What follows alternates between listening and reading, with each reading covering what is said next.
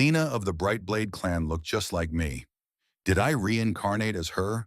Is that why everyone is treating me like I'm a big deal? The scientists enhanced her genes when they sent her away with the others, and it got me thinking. They've been waiting for a Brightblade ever since. They knew they'd be found out, evidenced by the rash of assassinations of Anthorans found on the other worlds. They've been waiting for a hero. Welcome back, my friends. I hope you are doing well. I'm still waiting to hear from you, so please comment what you think of these stories. Now let's get back to it. What did they think the Brightblade line had that the other warriors didn't? What was the enhancement? I closed the book and stood up and called for the keeper. How may I be of service? She asked genially. I want to know how to tell time here, I told her. Once you start your training, a chronograph will be assigned to you. I looked down her arm and saw that she was wearing one. Are you a trainee? She smiled and raised her arm to show me her wrist. I completed my training a long time ago. A chronograph is given to a trainee as a sign that they will soon be a vital part of society. Okay then, can you tell me when lunch will be served? The cafeteria will be serving lunch in 20 minutes, she answered. Thank you, I'd better hurry. I left quickly. I went back to my room to change. I dressed in a pair of black pants and a red shirt. I was always fond of the color red. Now I know why.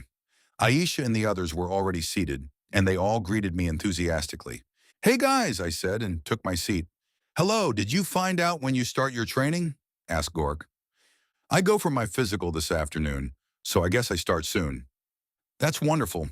I wish you the best of luck with your training, Druktar said. Thank you. I'm really excited about it. You will be moving out of the dorm soon. Most of the warrior trainees are housed in the barracks on base, Jahael said as he took a seat beside Aisha. Hello, Jahael. How's your computer training coming along? I asked. I watched as Aisha sat up straighter, pushing out her chest. It is going well. My teacher says that I am advancing quickly, he replied.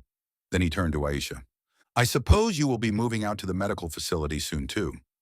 It was mentioned, but I don't know when. I was told that housing will be near the facility, she answered. Are we all moving out? I asked. Most of us graduates usually move to be near where we work. The dorms are for the newly reclaimed, Jahael said. Oh, I guess we won't be seeing much of each other now. You are the only people I know here, I said.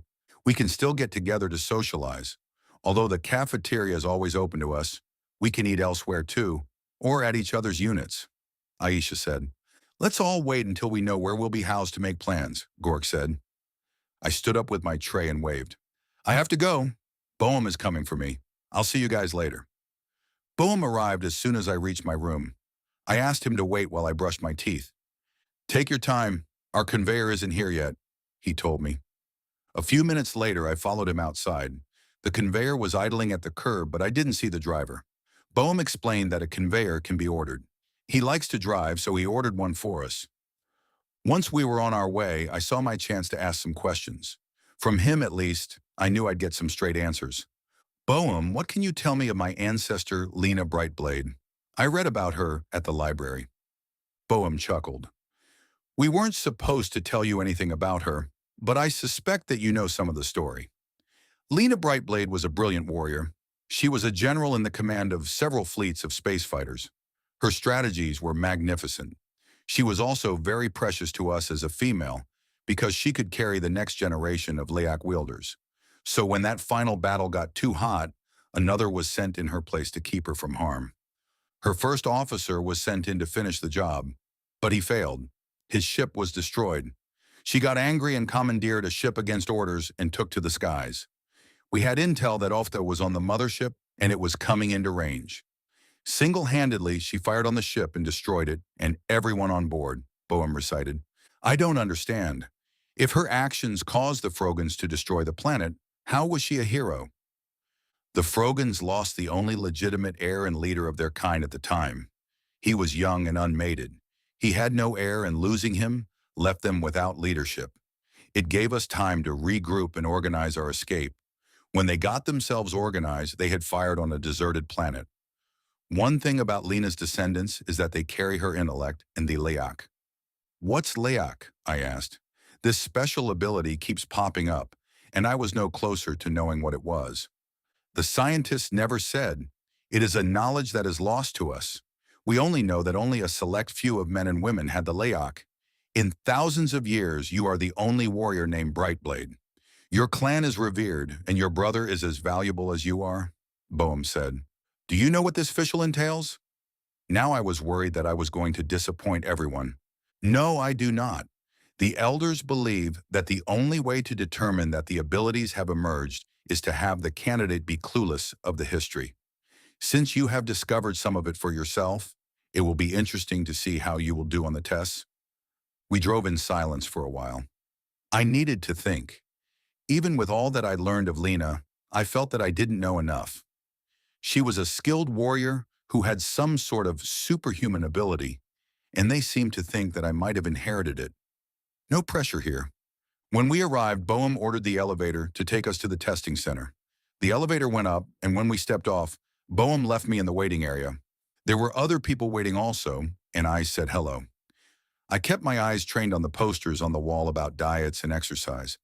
After about an hour of speculating what tests I'd be subjected to, a woman dressed in white came for me. "Fiona Brightblade?" she asked. I stood up and followed her to the exam room. This room was different from the recall room.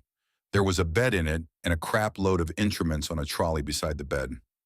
"Fiona Brightblade, I require that you disrobe and put this gown on. Take off your shoes as well. Master Physician Bolka will be with you shortly." She left the room abruptly. "Fiona Brightblade, welcome to Anthora Two. I will be conducting the medical part of your tests, and then someone will come to escort you to the next portions of your tests." All the while he was speaking, he was scanning me with one instrument after another. The bed suddenly grew warm, and on the monitors above me, I could see my skeleton. Then I could see my veins, arteries, and capillaries. Master Physician Bolka examined every inch of me. The only test that was remotely familiar was the blood test, and that was done robotically. When he was finished, he stepped back with a bright smile. "Fiona Brightblade, as far as I can see, everything seems to be in order. The blood test will take a few more minutes, but you may get dressed now." He left the room with an even bigger smile on his face. He returned with Elder Chaktar, who gave me a curt nod. "Fiona Brightblade, I would like to be the first one to inform you that all your tests have been satisfactory. I will take you to the next portion of your tests." Today the elder wasn't wearing his robe, but he was dressed in a red military uniform. In the elevator, I studied it and was not surprised that I knew what the insignias and symbols were. "Do you know what you are looking at?" he asked me. "You are captain of the Air Corps Command, sir," I said. "Good. Your understanding of warrior stations is growing. Now we will test your skill at space combat and strategy. Then you will spar with one of our advanced trainees." The elevator opened to what could only be a space command station. I've only seen one on TV back on Earth. There were techs at every station, and they all looked up and then scrambled to stand at attention. "At ease. This is trainee Fiona Brightblade. She will be commanding for our simulation this afternoon," Chaktar said. He turned to me and pointed. "The ready room is this way. You will have a few minutes to prepare your strategy." I followed him to the room, and on a table was a tablet with orders. They were throwing me to the wolves right away. "You will study the scenario, and then you will come out to the simulation room and execute your plan. Do you understand?" he asked me. I looked him straight in the eye and nodded. "Yes, sir, I do." I picked up the tablet and looked it over. The assignment was pretty straightforward. I was to engage the enemy in space. He left while I was reading. It seemed strange to me that this is part of my test. They expected me to produce a battle plan without any foreknowledge of space combat. But okay. I came out of the ready room and they all looked at me like I'd sprouted another head. "You're ready?" the elder asked me. "Yes, sir, I am." I walked over to the command station and looked around. There were men and women sitting in front of monitors, and they all seemed to be waiting for me. "Each of these men and women here captain a ship.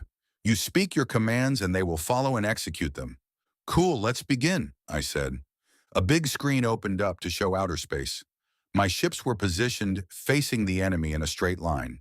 I commanded my ships to form the eagle formation, while the enemy continued to stage in a straight line across. Behind them was the mothership. The enemy was the first to fire, and it came close. "Do we have shields?" I asked quickly. "Yes, sir," someone answered. "Raise them," I commanded. Multiple volleys struck the shields. "Advance 10 kilometers, and captains 1 and 2 Fire on the end ships facing you and calibrate your distance. Captains 9 and 10, do the same, I instructed. I watched as they did what I commanded, and of the 4 shots, 3 hit true. I tried the same strategy again, but this time with odd numbers, and I got 4 hits this time. The enemy tried to compensate by copying our eagle formation. We both started off with 10 ships, but I was winning. They were down 7 ships. In my mind, I saw the opportunity to hit the mothership and commanded the captain on ship number 4 to feint to the left while the others fire on the remaining ships. When ship number 4 got close enough, I commanded the captain to fire everything at the mothership. A cheer went up when the mothership burst into a ball of fire. On my console, I helped move the ships into firing positions. They weren't doing it fast enough. When the last enemy ship exploded, I stood up to clap along with everybody. That was most unusual, but impressive. We will keep record of this to teach our cadets, Elder Chaktar said. Thank you, sir. What's next? I asked, still feeling the thrill of victory. Hand-to-hand combat. I will take you to Master Tull. He walked away and I hustled to keep up with him. I didn't understand why he looked upset with me. Wasn't I supposed to do well? The next testing site was a big arena with a fight ring. I could see the other trainees sparring. They wore protective gear and red uniforms. I followed Chaktar to the instructor, who was shouting at a trainee on technique. Do not hold back. You must go for the kill. Master Tull, I have brought you our newest trainee for her sparring test. Fiona Brightblade, meet your new instructor, Master Tull. Chaktar said and walked away. He went to sit beside an Asian man. Chaktar leaned over to him and said something, and they both laughed. Master Tull shook my hand and instructed me to go get changed. He pointed to an attendant who waved me over. She quickly gauged my size and handed me my gear. My opponent was much bigger than me, and he was wearing the same uniform as me, but his was black to my red. I studied him for a minute, looking for weakness, but found none. Master Tull explained the rules and moved back to watch. Immediately, my opponent began bouncing on his toes and circle around me. When he made his move, I wasn't ready. A kick to my midsection had me winded and almost to my knees. Twice more he attacked, and I couldn't hit back. I realized that although we were both padded for protection, the fight was no simulation. This was a real fight. His next kick almost got me and I swerved to avoid it. Buck and John's faces swam before my eyes and I lost it. Suddenly, I felt like I was in a cocoon where I felt and saw nothing but victory. In this cocoon, I predicted every attack and countered it. When I hit him hard, slamming him against the ropes. When he collapsed onto the mat, Master Tull caught my fist and pulled me off him. Enough, he shouted. I relaxed and drew in a deep breath. I turned and put my hand out to my opponent, who took it carefully, and I pulled him up. How did I do? I asked Master Tull. I shall have to teach you proper techniques, but this wild, unrestrained style will do in a pinch. Elder Chaktar caught my eye and nodded.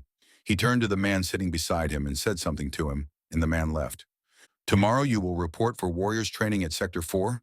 Your first session will be on technique, followed by Air Corps combat training, weapons training, and then lastly flight simulation.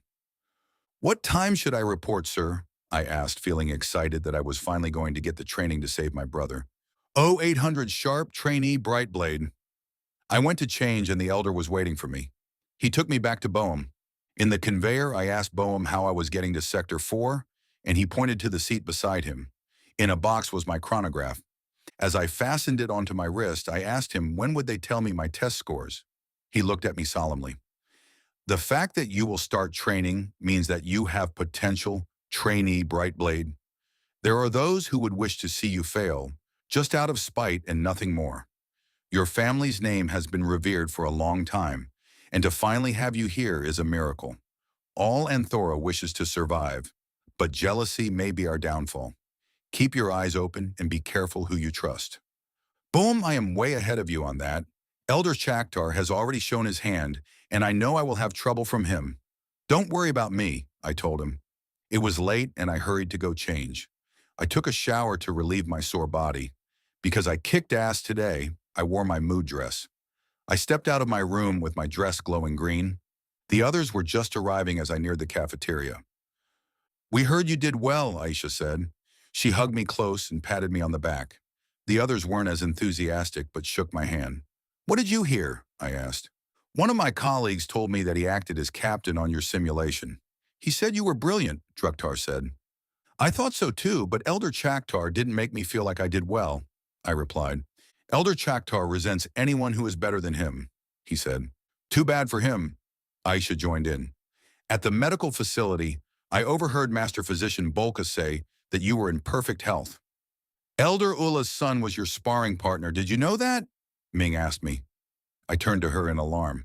No, I didn't. I won't be in trouble, will I? Sparring was the objective. No one holds grudges, Lila assured me. Well, that's good. I really wanted to do well so that I can start my training. My family on Earth may be in danger, and I want to be the one to protect them. For some reason, I didn't want to let on that it's only my brother that I was worried about. You are willing to go through those grueling sessions just for the sake of your family? What about glory? What about pride in your excellence? Gork asked. I smiled at him. Gork, my number one priority is the safety of my family, followed by the safety of all Anthorans. If we ever come to a battle, those ambitions would only get in the way. On Earth, we have a saying, pride goeth before a fall. It basically means that one will fail if glory is all one is looking for. I will be proud of any accomplishments I achieve, but I won't let it seduce me. He nodded in understanding. You are very wise, Fiona Brightblade. Do you know how annoying it is to be addressed by my full name? Just call me Fiona, okay? Not much longer after, we called it a night. I was sore from the sparring, and I wanted to get a good night's rest. Back in my room, I changed into my pajamas and planned my wardrobe for my classes. There was a knock on my door, and I opened the door to Jahael. What's up? I asked him. I stepped back to let him in. I forgot to tell you that you are supposed to report for training in uniform, so I bought one for you. Master Tull can be very cruel when he isn't obeyed. He handed me a bag. I peeked in to spy a red uniform. Thank you so much, I owe you one, I said with a grateful smile. If that is so, will you have dinner with me tomorrow after class? We can go to one of the restaurants at the food court. Oh, Jahael, that's really nice of you, but I think you should know that Aisha has a major crush on you. I've just gotten friends and I'd like to keep all of you. I don't want her to feel hurt. Jahael's face turned to stone. You misunderstand me, Fiona. I wanted to have dinner with you to ask you for advice concerning her. I know she has feelings for me, and I would like to return those feelings. I don't know how the Earthlings show affection. Oh, sure. I can meet after class, and we can talk then, okay? I closed the door quickly, feeling foolish. I was relieved as well. Aisha was going to be very happy to hear that Jahael likes her too. Dating had never really been a priority for me. I'd rather go out with my friends as a group. Besides, right now, all my energies will be spent on training and making sure my brother's safe. Druktar showed me how to use the chronograph, and I had it set to wake me up at 6, and when it went off, I got up eagerly. I could hear my mother's voice in my head about how important breakfast was, so I hurried to the cafeteria for the breakfast that does a body good. Only Aisha was at the table. She looked beautiful dressed in her white uniform. Wow, Aisha, you clean up good. She smiled. Today is my first official day at the medical facility. Good luck. I know you will do well, I told her. After breakfast, I caught up with Ming in the hallway. She looked worried, and I asked her what was wrong. I have to report to the school today, and I'm not sure I will be any good.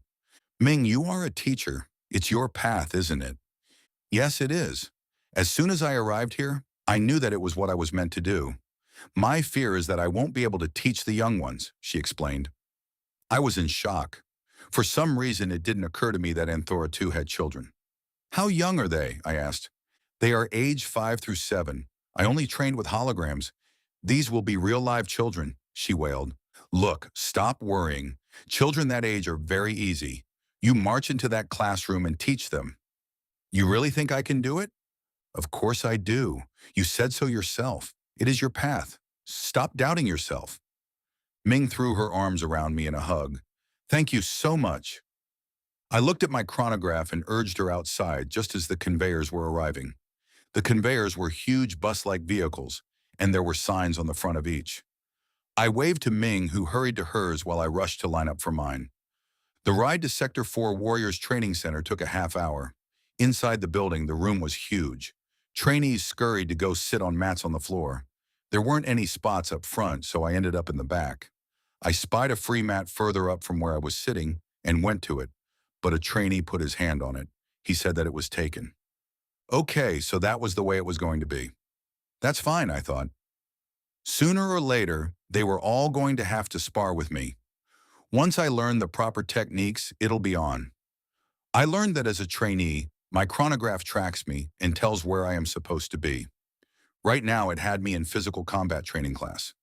This morning, we will be reviewing the basics of stance and proper technique for the offense and defense for the benefit of our new trainee joining us this morning. Partner up and take up your positions, Master Toll instructed. Of course, I was the only one without a partner. I raised my hand and started walking toward the front. Master Tool, I don't have a partner. Is it okay to partner with you? Very well, come up, he said. I walked up to the very front of the class and took up my position like the rest of the trainees. I learned a lot and mimicked him perfectly. Then he wanted us to practice, and again I had no partner, but he volunteered someone. Things went well after that. In my classes, I chopped up dummies with Anthora Two's version of lightsabers. Finally, the last class was flight simulation. The man I'd seen with Elder Chaktar was there to observe.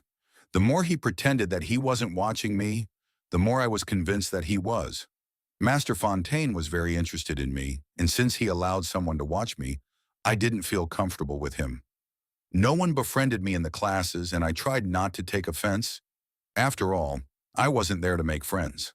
I could and would endure anything to ensure my brother's safety. By day's end, I was tired and sore. Flight simulation and space combat training were the only classes I didn't have to assert myself physically. The instructors I partnered with didn't hold back. On the way back to the dorm, I thought about why I was being watched. Are they waiting to see if this Liak thing is going to emerge? I needed to go to the library to see if I can find out anything. Jahael was waiting for me when I got off the conveyor. I changed, and then we walked toward the shopping center. I asked him to tell me a little more about himself. He said that the mating ritual was different than Earth's. T4 is a planet much like your Earth, except it has 2 moons. The vegetation is a bit more complicated too. Some trees move while others bite, but that's all in the jungle parts. Our cities were magnificent, with tall buildings made from the metal harvested from meteors. Falling meteors were a hazard our planet faced on occasion. Usually the military handled the destruction, but sometimes one would make it through. There are 6 major oceans. Our race is unified and spoke one language. Going to the beach was my family's favorite thing to do. I was an architect there. The other favorite pastime was hunting. The Zoyor came out of nowhere and attacked me. How old were you when you died on T4? I was 30. Jahael, were you married on T4? How did you know? It was the way you spoke of your family. Did you have children? My wife and I had a son and daughter. Unfortunately, they aren't Anthoran. That is why I am curious about Aisha. We are encouraged to have families here, and I would like to do so with her. On Earth, the woman is cherished, and if her husband is successful, she stays home to care for the children. If not, she can work also. They are partners, I told him. It is not different than TF4. I will ask her to join me in activities and tell her that I would like to have a life with her.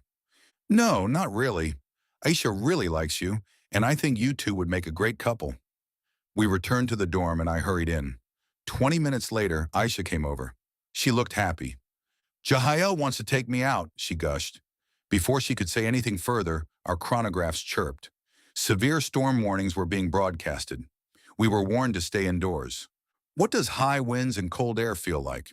Is this storm unusual? She shook her head. There's a combination of weather happening all at once, and I've only experienced one such storm.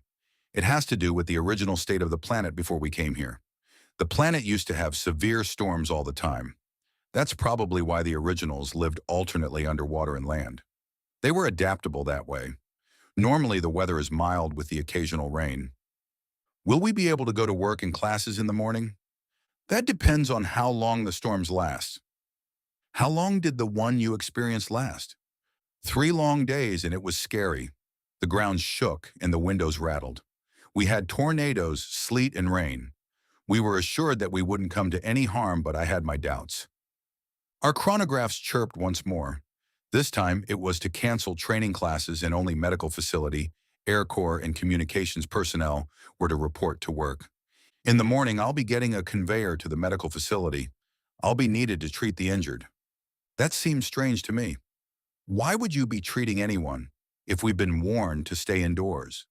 Who in their right minds would brave such weather? It's because of the subterranean dwellers. They get hurt during the storms. We also have Anthorans who live out in the wilds of the planet. Please be careful, I told her. Not to worry. We have special conveyors in cases like this. They are armored for protection. Aisha, before you go, can I ask you a question? Sure, ask me anything. Have you heard of Liak? Aisha's face shut down, like she was caught doing something forbidden. It is something we in the medical facility are trained to identify. How would you know if someone had the ability of Liak? There's a legend about Liak. Supposedly, only a few men and women wielded it. The original Anthorans had a caste system, which is why today we know our place in society. These people who had the ability were regarded almost like gods. They were different, couldn't be placed in any caste. They flowed through all of the castes, but mostly in the warrior caste. As time wore on, the ability faded out. Fiona Brightblade was among the only remaining women who still had the ability when the Frogans came along. Again, my suspicious nature arose. Why are you telling me this now? You knew all along why everyone thought I was special. Why didn't you tell me before? I asked her. You didn't ask. Fiona, you must understand that if we had a Liak wielder again, Anthora would be free from fear. Who are you? I asked her. I'm who I said I was. I'm from Earth like you, but I've been here longer. We age slower than when on Earth, so I'm more like 40 than 29. My path is healer, and I was asked to keep an eye on you in case you had Liak. What about Jahael? What about him? Is he watching me too? No, he knows nothing of this. I only know because of my medical training. So you really like him and stuff? Yeah, I do. Fiona, I would be in serious trouble if they knew I told you anything. If you do have the Liak ability, you must let Elder Sim know immediately. Were you really killed by a blood clot to the brain? No, I was murdered like you. And Thorns are being hunted, and your ability is the only thing that can save us. Fine, I won't let on that you said anything, but I need you to be completely honest with me from now on, okay? Yeah, sure. She left looking shaken, and I didn't know how to feel. The elders said that everyone who was killed had their memories wiped, and yet Aisha not only remembers that she was killed, but that I was killed too. How does she know all these things? Is she working with Elder Chaktar? I'm going to have to be more careful around them from now on. That's it for now. If you haven't joined us yet, please go back and subscribe and smash that like button. And don't forget to comment what you think and where you are watching from. Bye for now.